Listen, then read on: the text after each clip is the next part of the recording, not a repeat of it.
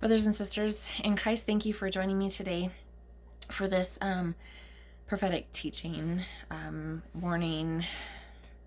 I'm not sure how else to put that. So the Lord has instructed me to share some revelations and dreams and angelic visitations that I've had over the last 2 months, actually 2.5 months. And the purpose of this is for people to understand what is happening, but there's also great warnings in this, and the purposes of God behind what is in the days ahead of what will happen, or what is going to be transpiring in the world. So as always, I invite each of you to take all that is said to the Lord, write down questions. He can answer any question that we have. The Lord can answer it for us if we just take it to the right source. He can teach us what we need to know for ourselves. So, I guess I'm just going to start because I think that there's like 7 or 8 of these, but the end result is where he wants me to get to in all of this. So, 2 months ago, I shared the video of the warning about the world shaking, and on 7/19, or I'm sorry, the 9th of July, I was woken up, and at 4:30 in the morning, I was instructed 7-Eleven, and as I laid there, because I was trying to wake up, and I'm like, 7-Eleven? I'm like, what do you want me to do? What do you mean by 7-Eleven? And he says Isaiah 7:11. So when I went and got my scriptures, it's this chapter that I've read multiple times, and he was like, I just want you to read this verse, 7:11. So I said, okay. And this is the verse. Ask thee a sign of the Lord thy God. Ask it either in the depth or in the height above. So in the depth or in the height above, that means heaven and earth. Ask, what do you want? And so I'm like, okay, what's happening? What's going to be happening upon the earth? Like from the heavenly realm, like where are you at in this plan from the heavenly realm, and how's it going to affect the earth? And so he had shared with me in that revelation, because he told me, ask what comes into your heart. And so I'm like, okay, where are we in this plan? And, like, what are we looking for, basically? And he had said, when the earth shakes, that's when the tribulations begin, and that's when Revelation 8 begins. And so he explained that the whole earth would feel this shaking, and at that point it would be a snowball effect of these tribulations that were coming. And as he's walked me through more and more of that understanding, in Revelations 8, when it talks about let me find it really fast. I'm sorry, I should have had it marked already. Revelations 8, 5, and it says, and the angel took the censer and filled it with fire of the altar and cast it into the earth. And there were voices and thundering and lightning and an earthquake. So the fire of the altar represents the power of God hitting the earth. And also in Genesis 1:3, if we understand, and if any of you have watched the videos about God's calendar, like he's taken us back as all things that were at first in the very beginning. And in Genesis 1:3, it talks about how God's spirit moved upon the earth. And so that's the times that we're going into, is God's spirit is going to move upon the earth, and it truly is going to, the whole earth is going to feel that effect, because God's power cannot hit this earth without the earth feeling that effect. But then he gave, the beautiful understanding too, as the spirit hits the earth, those of the house of Israel who have been prepared and are moving forward to do this work for him, he's promising that spiritual gifts will be manifested tenfold through the fire of the altar, that power of God hitting the earth. And so that's the beauty in all these events that are coming, is that he's not leaving us alone in this. There are the 144,000 that are there to assist and to help lead people to Christ through this process. So then on 7/11, so then 2 days later on 7/11, I had angelic visitation, and this was what was given to me. Heaven and earth are joining together as one for the purposes of God. Loving people where they are, no matter how painful it might be to watch. This is where God needs the house of Israel. Their plan is between them and God. We are not to be a middleman dictating one's actions. Perfected love, walking in that perfected love, and he needs the house of Israel to be applying that now. And the house of Israel will be the example for this world. We have to bring back the love, the perfected love of God. And so he's saying, apply it now. Spreading the love of God across this world. Share our light that Christ has given us. God's will is our will, and his work is our work. We need to get to a point where that's where we are. God's will becomes our will, and God's work is our work. And as the house of Israel, as we are able to walk forward in performing the mission and assignments that he has for us with that perfected love, all fullness. Hold on just a minute. I'm trying to read what I wrote here. All fullness coming forward in God's work. And he said, this is what the angelic ministry that was here was telling me. All fullness coming forward from this point in God's work. It is time.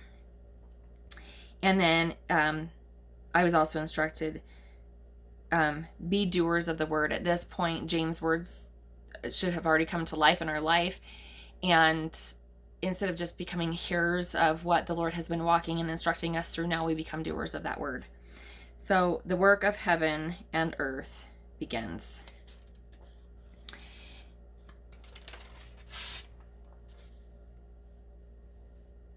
So then on August 13th, again, I was instructed by the Lord in a revelation where I was told that the heavens are preparing for battle. So these are the times that we're going into. Again, on August 18th, angelic visitation, and I was instructed by them as they walked me through the process of these events that are going to take place. They had said, let the battle begin. So all these things are being manifested into the light. Then on August 19th, I was given a dream, and in this dream, there were tons of people that I knew. There was family members, there were friends, there were old acquaintances there, but in the dream, it was absolutely complete chaos. Like, it was chaos. There was people arguing and fighting, and just, I don't even know how to put it into words, except it was complete chaos in this dream. And in this dream, there was a lady there that's related to a family member. And in the dream, it was all of a sudden she began to talk with me. And it was something to do with an experience that she'd had in her life and that she had not been healed from. And in that moment, I was able to connect with her because I had experienced a very similar situation in my own life. And I was able to show her how Christ had worked in my life and lead her to Christ to help her be healed from the pain that she still felt from that. So through this chaos, the purpose of this dream that the Lord shared with me was through this chaos that is coming, finding that middle ground with people, and being that example to lead them to Christ, so that he can become the teacher, so that they can have those experiences of the healing and release of those things that continue to chain them down, to have the bondage of this world around them. And so as the chaos comes through these tribulation and events that will hit the earth, finding those middle grounds with people to just lead them to Christ, to just be that example of light, giving them that hope and leading them to Christ. So that was the purpose of that dream. And then on August 24th, I was woken at 4:30 a.m. with the number 22. I was in a dead sleep, and the number 22 was given to me. And I laid there for probably 5 minutes. I was in a complete sleep. And I was just like, Lord, what is 22? Why are you giving me the number 22? And I was instructed that by the Lord, he instructed me that I needed to go look up what the number 22 meant in Hebrew. So it means God's power and will associated with chaos and disorder. And then, so as I absorb that, because he's showing me all these events of this chaos and the tribulations beginning, and how the heavens are preparing for battle, and so I was processing this, and I said, okay, Lord, is there anything else that I need to understand? And he said Psalms 22. Now this was really exciting for me, but at the same time, I don't know how else to share this, but so in the very first dream that I gave back in October of 2021, the follow-up video that I did to that, I had a friend that actually sent me, I can't even remember what it was, I'd have to look in my journal, a section from Psalms. And that is a book that the Lord has not had me go to. In all the studying he's had me do, that is just not a book, even up to that point, that I had ever been instructed to go read. And he said Psalms 22. And I was like, Psalms 22, really? I'm like, okay. So I went to Psalms 22. The very first verse of this says, my God, why hast thou forsaken me? Why art thou so far from helping me and from the words of my roaring, which means prayers? And he said, this is where the testing comes in, of all these people say that they're serving the Lord, but in these moments of absolute chaos and craziness, this will be their cry. My God, where art thou? Because they have served religion instead of getting into that relationship with Christ, true relationship, one-on-one, where he has become the master teacher in their life.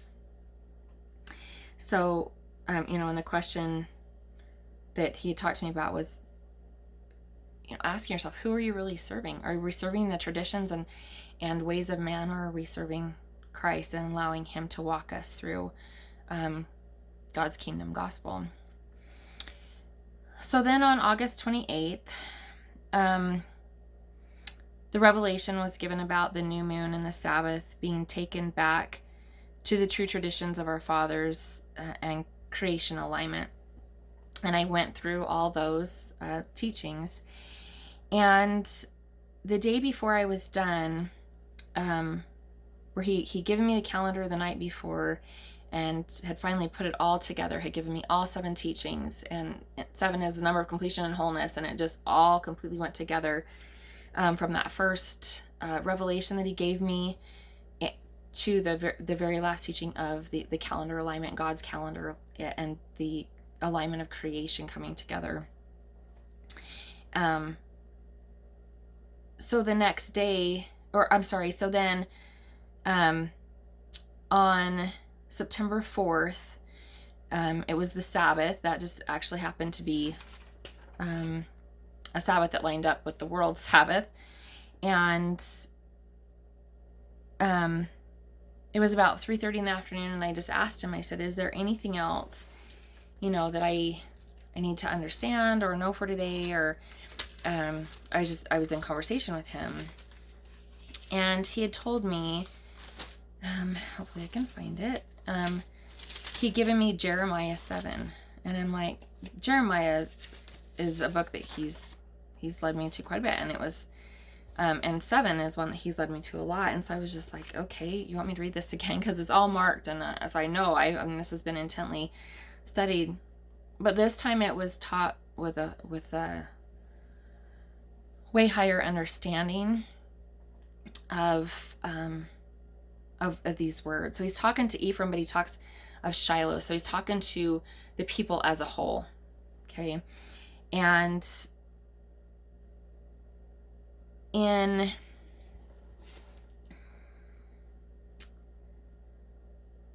I encourage you guys to read these scriptures for yourself, because it is, it's really important that we understand what is being talked about in these scriptures. But he's just wanting me to give the breakdown of this, and then take everything to the Lord. Read the scriptures that are given so that you can see it for yourself, so the Lord can show you what you need to understand for yourself. So in Jeremiah 7:22,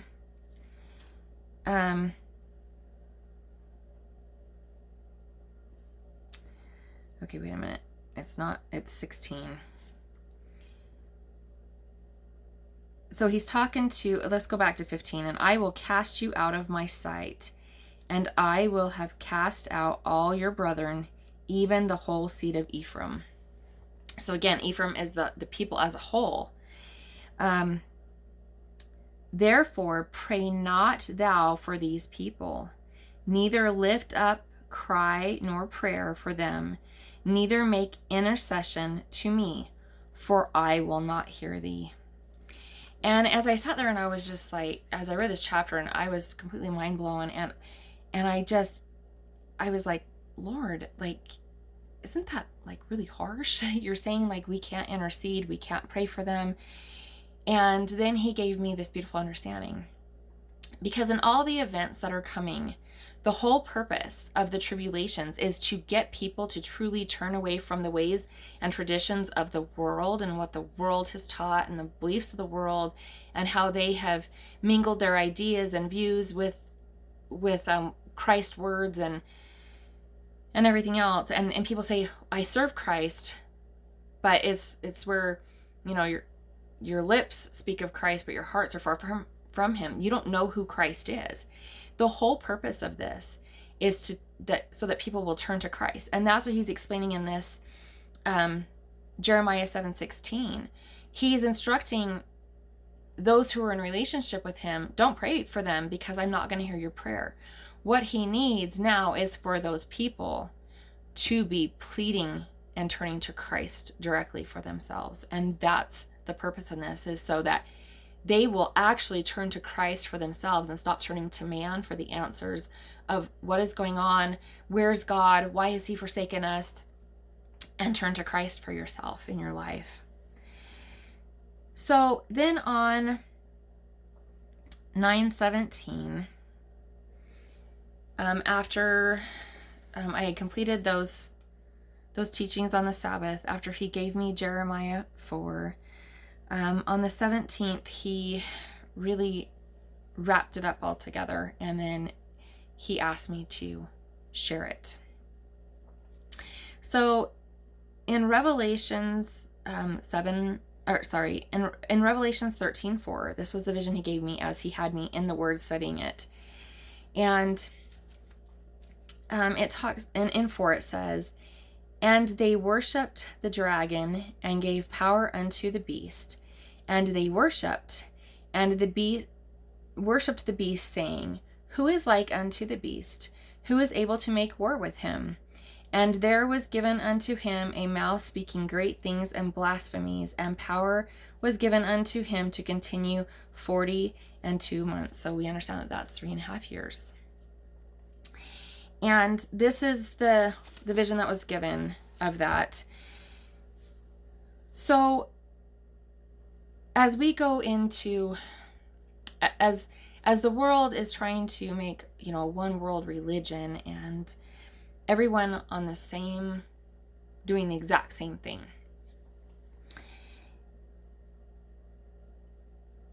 What God showed me, and he had shown me this before, but he brought back to my remembrance and then he added upon it.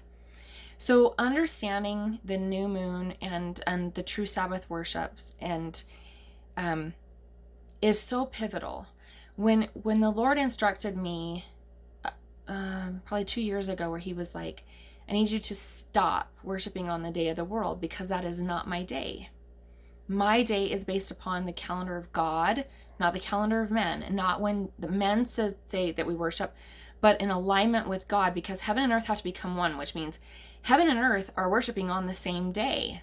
They're in those inner courts of heaven together on those same days. But as we remain in the world, worshiping on a day that man says, oh, this is the Sabbath, this is when we worship, and everyone just follows the flock, I guess is how to say that. Satan absolutely mocks and laughs at the people, because they are giving him power, because it's not a day designated by God. I'll ask that in a minute. It's not a day designated by God. It's a day that was designated by man. And in that, it is so pivotal that we get to a point where we understand when we worship and who we are worshiping and who it was designated and dictated by. Because as Revelations 4 states, the power of Satan comes from the people who worship the order in which he dictates to worship.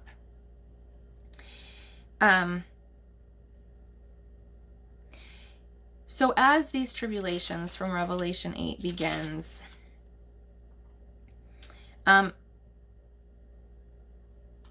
the churches of this earth will truly be flooded with people seeking a God they do not know. This is when Satan will rise. Why? Because people will be led to religion, not to Christ. So they will be led into these church buildings, which should just be places of fellowship. Instead, they'll be led there for religion instead of being led directly to Christ, because he has the answers for each of us, because each person is going to be put in trials and situations that they have to be spirit-led through those things. And Christ God is allowing all this to happen to turn the people back to Christ. This influx of people will then give Satan even more power and control, as it is what the religious institutions of this world are designed to do. The 12 tribes are to lead people directly to Christ, not to a church building. As we do this, it weakens the power of Satan and builds the kingdom of God back upon the earth. As in Jeremiah 7, Christ has to hear from each person for themselves. He is no longer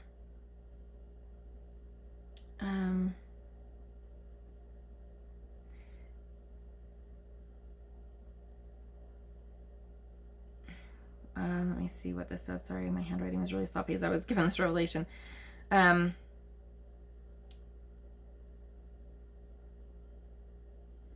not sure what that word is.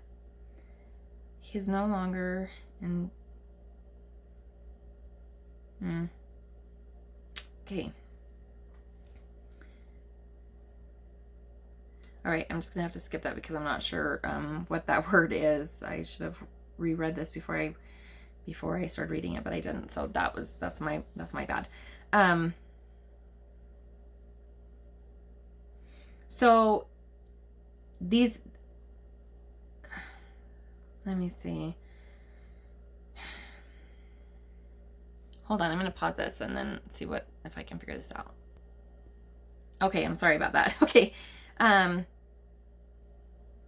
As in Jeremiah 7, Christ has to hear from each person for themselves. He is no longer interested in these institutions that say they serve Christ but teach religion with their instructions instead of true relationship. for themselves with Christ. So they're not leading the people to that one-on-one relationship with Christ. They're up and they're counseling the people and they're saying, just listen to us. And they're not leading people directly to Christ to be led by him. He needs us to become, or he's talking to the house of Israel, so he needs us to become each person's teacher. He needs to become each person's teacher in their life, to worship on God's Sabbath and not man's Sabbath in the true tradition of our fathers, one-on-one from the beginning. So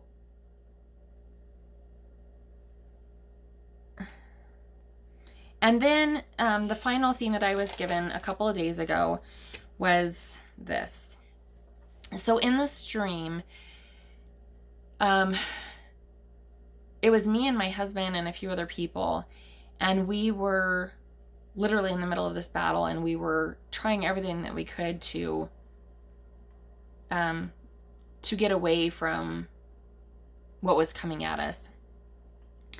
And finally, at one point, I just was like, because I was following my husband and these other people, and I was like, no.